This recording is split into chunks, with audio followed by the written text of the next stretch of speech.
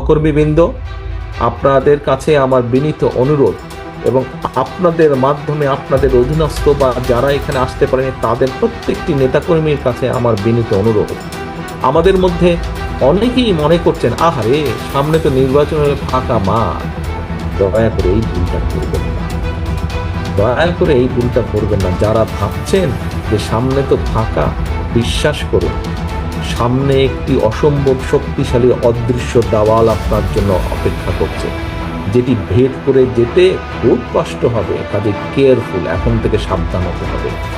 31 দফা নিয়ে যান, জনগণকে বোঝান, জনগণের আস্থা অর্জন করুন, জনগণের প্রত্যাশা পূরণের চেষ্টা করুন।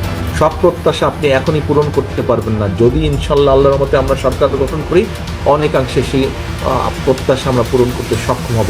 কিন্তু সেটির জন্য জনগণ যাতে আপনার আস্থা রাখে, জনগণ যাতে আপনার প্রতি ধৈর্য ধারণ করে, সেই জন্যই আপনাকে সেইভাবে ভূমিকা পালন করতে হবে।